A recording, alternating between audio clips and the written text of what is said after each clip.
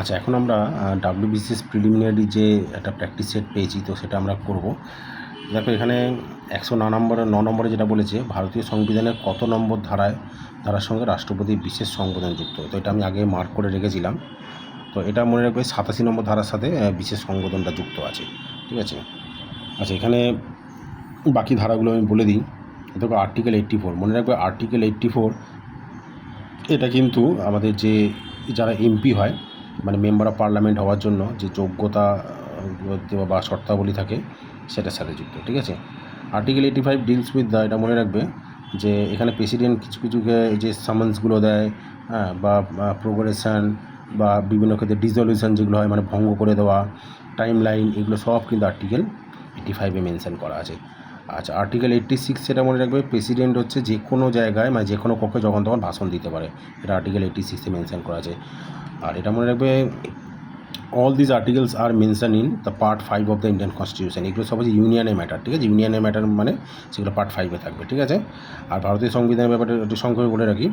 আর মনে রাখবে এখন বর্তমানে 25টা পার্ট আছে, 12টা তফসিল আছে, আর 448টার ওপর ধারা আছে। ঠিক আছে। তো এটা হচ্ছে ভারতীয় সংবিধানের এখন হচ্ছে প্রেজেন্ট যে কাঠামো। আচ্ছা, এখানে বলেছে যে অমীমাংসিত কোনো মামলা, ঠিক আছে, এখানে বলেছে যে অমীমাংসিত কোনো মামলা আদালতে দায়ের করার ক্ষেত্রে কোন লেখ জারি করা হয়। আচ্ছা, এটা মনে রাখবে, এটা প্রতিষেধ। ঠিক আছে, প্রতিষেধ যে হয় সেটা জারি করা হয়। ঠিক আছে। তারপর বলেছে যে পাবলিক অ্যাকাউন্টস কমিটির চেয়ারম্যানকে। তো মনে রাখবে পাবলিক অ্যাকাউন্টস কমিটির চেয়ারম্যান এখানে কী দিয়েছে, আচ্ছা না, কে না, এটা কী কোশ্চেনটা করেছে যে পাবলিক অ্যাকাউন্টস কমিটির সদস্যের দ্বারা নির্বাচিত হন, কেন্দ্রীয় ক্যাবিনেটের মাধ্যমে নির্বাচিত হন, লোকসভার দ্বারা নির্বাচিত হন বা নিযুক্ত হন, রাষ্ট্রপতি দ্বারা নিযুক্ত হন। এটা হচ্ছে লোকসভার দ্বারা নিযুক্ত হন। ঠিক আছে, এটা মনে রাখবে, লোকসভার যিনি স্পিকার হয় তিনি নিযুক্ত করেন। এখানে আমি একটু বলে রাখি যে আর এই যে পাবলিক অ্যাকাউন্টস কমিটিতে মনে রাখবে মোট 22 জন মেম্বার হয়। সেই 22 জন মেম্বারের মধ্যে 15 জন থাকেন লোকসভা থেকে এবং 7 জন থাকেন রাজ্যসভা থেকে। আর বর্তমানে যদি জিজ্ঞাসা করে যে পাবলিক অ্যাকাউন্টস কমিটির চেয়ারম্যানকে, এটা মনে রাখবে যে কেসি ভেনুগোপাল, তিনি কংগ্রেসের একজন লিডার। ঠিক আছে, এটা ন্যাচারালি মানে যে পিএসসি পাবলিক অ্যাকাউন্টস কমিটির চেয়ারম্যান কিন্তু বিরোধীদের থেকেই নির্বাচিত হন। ঠিক আছে, তো এই কেসি ভেনুগোপালকে এখন করা হয়েছে পাবলিক অ্যাকাউন্টস কমিটির চেয়ারম্যান। আচ্ছা, তারপরে বলেছে যে গণপরিষদে সংবিধানের উপর কটি পাঠ নেওয়া হয়েছিল। এটা মনে রাখবে 3খানা পাঠ নেওয়া হয়েছিল। ঠিক আছে। তারপর বলে যে ত্রিস্তরীয় পঞ্চায়েত ব্যবস্থার মধ্যবর্তী স্তর কোনটি। দেখো, ত্রিস্তরীয় পঞ্চায়েত ব্যবস্থা, পঞ্চায়েত থেকে কিন্তু প্রচুর প্রশ্ন আসে। আর তোমরা পঞ্চায়েতটা এখন থেকে একটু ভালো করে দেখতে থাকো, কারণ প্রায় 6500-এর ওপর যে পঞ্চায়েত যে স্টাফ রিক্রুট হবে, যেটা ওয়েস্ট বেঙ্গলে, সেটার কিন্তু ইন্ডিকেটিভ একটা অ্যাডভার্টাইজমেন্ট বেরিয়ে গেছিলো। সম্ভবত ওবিসি কেসের জন্য ওটা এখনও ডিটেলস আসছে না। তো এটা পঞ্চায়েত থেকে তোমরা দেখতে থাকো, যখন তখন কিন্তু অ্যাডভার্টাইজমেন্ট এসে যাবে। যাই হোক, এটা পঞ্চায়েতের ব্যাপারটা বলে রাখি। এখানে যেটা বলেছি যে মধ্যবর্তী স্তর তোমরা মনে রাখবে, এই পঞ্চায়েত সমিতিটা যেটা হয়, যেটা ব্লক লেভেল পঞ্চায়েত যেটাকে বলা হয়। তো এই পঞ্চায়েত সমিতি, গ্রাম পঞ্চায়েত, জেলা পরিষদ, এগুলো সব 243 নম্বর, ঠিক আছে, আর্টিকেলে যে সংবিধানে যে 243B যেটা আছে সেখানে মেনশন করা আছে। ঠিক আছে।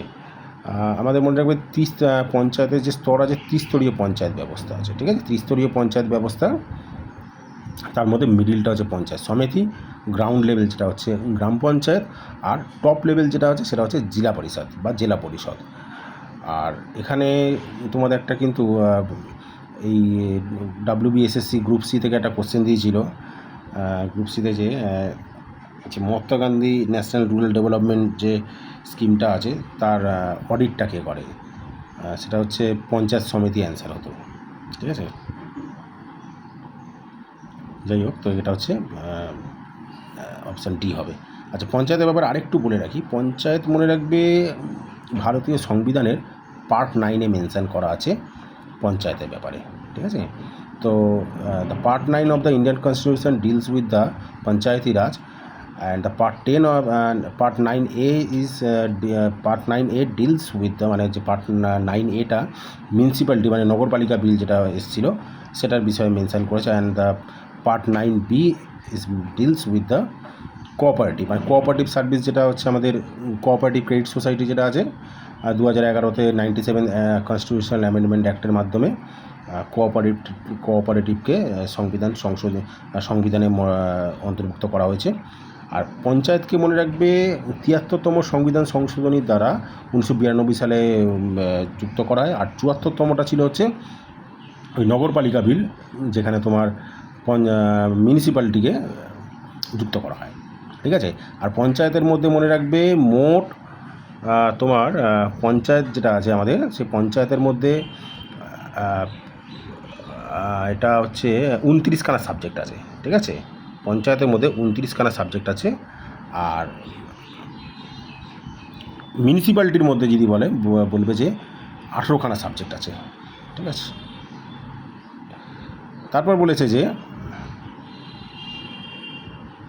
কোন বছর শিক্ষার অধিকার মৌলিক অধিকারের মর্যাদা পেয়েছে। আচ্ছা, এটা মনে রাখবে, শিক্ষার অধিকার মৌলিক অধিকারের মর্যাদা পেয়েছে 2002 সালে। 2002 সালে in the year of 2002 by the 86 constitutional amendment act, ঠিক আছে, যেখানে 86তম সংবিধান সংশোধনী দ্বারা শিক্ষার অধিকার, the right to education was added in Indian constitution by the article 21A। এটাও কিন্তু তোমাদের WBSSC গ্রুপ সিতে একটা কোশ্চেন দিয়েছিল, ঠিক আছে। তো ওটা আর্টিকেল 21A হবে 21 এতে রাইট টু এডুকেশন অ্যাক্ট 86তম সংবিধান সংশোধনীর মাধ্যমে 2002 সালে যুক্ত হয়। একটু তোমরা সংবিধান সংশোধনীগুলো একটু দেখে রাখবে, খুব ইম্পর্টেন্ট যেগুলো আছে সেগুলো পরীক্ষায় দেয়। আবার বলেছে যে গণপরিষদের প্রথম অধিবেশন কবে অনুষ্ঠিত হয়। দেখো, গণপরিষদে মোট 11খানা অধিবেশন অনুষ্ঠিত হয়েছিল।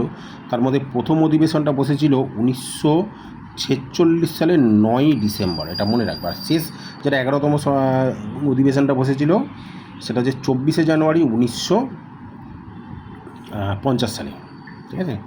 আর সংবিধানে এই যে বলেছে যে গণপরিষদে যদি বলে যে সভাপতি কে ছিলেন, মনে রাখবে গণপরিষদের প্রথম অস্থায়ী সভাপতি ছিলেন হচ্ছে সচ্চিদানন্দ সিনহা, আর স্থায়ী সভাপতি ছিলেন হচ্ছে ডক্টর রাজেন্দ্র প্রসাদ, এটা একটু মনে রাখবে, ঠিক আছে। আর ভারতীয় সংবিধানকে হাতে লেগে বলবে যে ডক্টর বি আর আম্বেদকর, যাকে জনক বলা হয় ভারতীয় সংবিধানে, ঠিক আছে।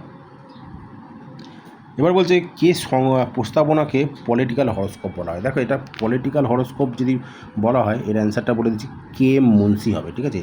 কে এম মুন্সি আমাদের যে প্রিয়াম্বেলকে পলিটিক্যাল হরোস্কোপ বলেছিলেন। এখানে পলিটিক্যাল এই যে কিছু প্রস্তাবনা বা সংবিধান সম্পর্কে কিছু উক্তি আছে, এগুলো একটু জেনে রাখবে। যেমন হচ্ছে ভারতীয় সংবিধানকে আইনজীবীদের স্বর্গরাজ্য কে বলেছেন, এটা হচ্ছে স্যার আইভরি জেনিংস হবে, ঠিক আছে, আইভরি জেনিংস বলেছিলেন। আবার প্রস্তাবনাকে ভারতীয় সংবিধানের আত্মা বলেছিলেন কে, এটা হচ্ছে ঠাকুরদাস ভার্গব। এগুলো একটু মাথায় রাখবে, এই উক্তি দিয়ে দেয়, বিশেষ করে WBCS, NTPC এই বা SSC এই জাতীয় একটু মানে উঁচু লেভেলের পরীক্ষাগুলোতে এরকম ভেতর থেকে প্রশ্ন দেয়। তারপরে বলেছে যে কেন্দ্রীয় মন্ত্রীগণ যৌথভাবে কার প্রতি দায়শীল বা দায়িত্বশীল। এটা মনে রাখবে যে কেন্দ্রীয় মন্ত্রীগণ এটা লোকসভার কাছে দায়িত্বশীল হবে। এটা কিন্তু কোনোভাবেই তোমরা সাংসদ করে বসবে না কিন্তু, ঠিক আছে। এটা সাংসদ করলেই ভুল হয়ে যাবে। এখন তোমাদের মনে প্রশ্ন আসতে পারে যে স্যার, যে সাংসদ কেন হবে না? সাংসদে তো আমরা জানি রাজ্যসভা থেকেও তো ওখানে মেম্বার থাকে। তো দেখো, রাজ্যসভা থেকে মেম্বার থাকলেও মনে রাখবে লোকসভা হচ্ছে আমাদের লোয়ার হাউস, তো মেন স্ট্রেংথটা কিন্তু লোকসভা। তো সেক্ষেত্রে লোকসভা থেকেই কিন্তু আমাদের অধিকাংশ মিনিস্টার কিন্তু নির্বাচিত হন। মোট যে টোটাল লোকসভার যে মেম্বার আছে, তো তার 15% মনে রাখবে মন্ত্রী হতে পারে। তো যেহেতু এখানে কেন্দ্রীয় মন্ত্রীগণদের কথা বলেছে, তাই এটা মনে রাখবে যে লোকসভার প্রতি তারা দায়বদ্ধ থাকে, ঠিক আছে। আর ইন্ডিয়ান যে সাংসদ যেটা তার মনে রাখবে 3খানা অংশ থাকে, একটা হচ্ছে রাষ্ট্রপতি, একটা হচ্ছে আমাদের লোকসভা, একটা হচ্ছে রাজ্যসভা, ঠিক আছে। তো রাষ্ট্রপতি মনে রাখবে যে কোনো সভার আয়োজন করতে পারে বা আহ্বান করতে পারে, আবার কিন্তু রাষ্ট্রপতি কিন্তু সেটা ভেঙে দিতে পারে, কিন্তু এটা রাষ্ট্রপতির একটা স্পেশাল পাওয়ার আছে, এটা প্রথমেই তোমাদের বলে দিয়েছি।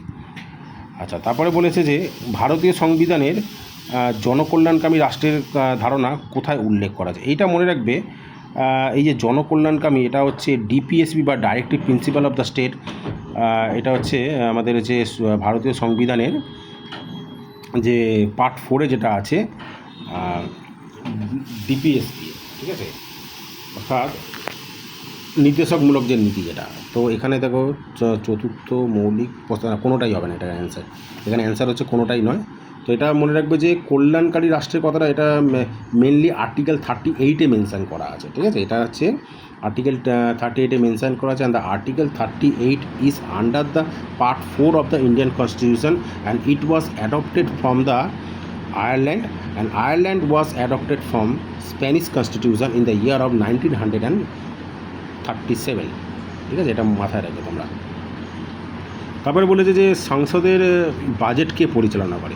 তো সংসদের বাজেটটা মনে রাখবে এখানে বলে যে বাজেট কিন্তু কে পরিচালনা করে। তো বাজেট তো পরিচালনা করা বা হচ্ছে উপস্থাপনা করা একই ব্যাপার। উপস্থাপনাটা হচ্ছে তোমার হচ্ছে এটা কেন্দ্রীয় অর্থমন্ত্রী করে, ঠিক আছে। তো এখানে বাজেটের ব্যাপারে বলে রাখি, আমাদের কিন্তু সংবিধানে বাজেট কথাটা কিন্তু কোথাও লেখা নেই। এটা এই যে বাজেট যেটা অ্যানুয়াল যে ফাইন্যান্সিয়াল স্টেটমেন্ট বলে মেনশান করা থাকে, সেইটা কিন্তু আর্টিকেল 112-এ দেওয়া আছে, আর্টিকেল 112-তে দেওয়া আছে। তো এটা সেন্ট্রাল বাজেটের কথা বলছে, যেটা আমাদের লোকসভাতে অর্থমন্ত্রী পেশ করে। আর স্টেট বাজেটের কথা যদি বলে দেওয়া থাকে, স্টেট বাজেট বলবে আর্টিকেল 202-তে কিন্তু স্টেট বাজেটের কথা বলা আছে, ঠিক আছে। আচ্ছা, তারপরে বলেছে কোন পঞ্চবার্ষিকী পরিকল্পনায় সেলকে, আচ্ছা এইটা আমি এই কটা আমি তোমাদের আপাতত বলে রাখি, ভিডিওটা অনেক লং হয়ে যাচ্ছে, ঠিক আছে। এখানে আমি আরও কিছু একটু মেনশান করে রাখি তোমাদেরকে, একটু তোমাদের বললে তো একটু সুবিধা হবে। এই যে পঞ্চায়েত থেকে তোমাদের বলছিলাম, ঠিক আছে, পঞ্চায়েতে এটা আমাদের যে ত্রিস্তরীয় পঞ্চায়েত ব্যবস্থা, এটা কিন্তু মনে রাখবে বলবন্ত রায় মেহতা কমিটি কিন্তু 1957 সালে প্রথম এটা বলে গেছিলো কিন্তু, ঠিক আছে, ত্রিস্তরীয় পঞ্চায়েতি রাজ ব্যবস্থার কথা, ঠিক আছে। আচ্ছা, পঞ্চায়েত মিনিস্টারের কথা যদি বলে মনে রাখবে রাজীব রঞ্জন সিং, যার নাম হচ্ছে লল্লন সিং। হ্যাঁ, এটা হচ্ছে বিহারের, উনি জেডিইউ থেকে এসছেন, নীতিশ কুমারের পার্টি। তো ওই লল্লন সিং বা রাজীব রঞ্জন সিং হচ্ছে এখন বর্তমানে পঞ্চায়েতি রাজ মিনিস্টার আমাদের ভারতের। তো উনি মনে রাখবে মুঙ্গের কনস্টিটিউয়েন্সি থেকে এখন এমপি হিসাবে নির্বাচিত আছেন। উনি এর পূর্বে সম্ভবত বেগুসরাই থেকে দাঁড়িয়েছিলেন, বেগুসরাই থেকে কয়েকবার 2004 থেকে 2009 জিতেছিলেন, ঠিক আছে। আর পশ্চিমবঙ্গে যদি বলা হয় বলবে যে প্রদীপ কুমার মজুমদার হচ্ছে বর্তমানে পশ্চিমবঙ্গে পঞ্চায়েতি রাজ মিনিস্টার ইন চার্জ অফ পঞ্চায়েতি রাজ, আমাদের যেটা রাজ্যের যেটা অ্যাকচুয়ালি মন্ত্রী হয়, এদিকে মিনিস্টার ইন চার্জ বলা হয়, ঠিক আছে। তো মিনিস্টার ইন চার্জ হচ্ছে আমাদের পশ্চিমবঙ্গের হচ্ছে প্রদীপ কুমার মজুমদার, ইনি দুর্গাপুর পূর্ব থেকে দাঁড়িয়েছিলেন, ঠিক আছে। তো এগুলো যা এই কে কোন কনস্টিটিউয়েন্সি থেকে দাঁড়িয়েছে এগুলো তোমাদের দেয় না, এগুলো ইন্টারভিউতে আসতে পারে, তো আমি জাস্ট বলে রাখলাম, ঠিক আছে। আচ্ছা, এইগুলো তাহলে তোমরা একটু দেখে রেখো, ঠিক আছে। আমি পরের ভিডিওতে আসছি।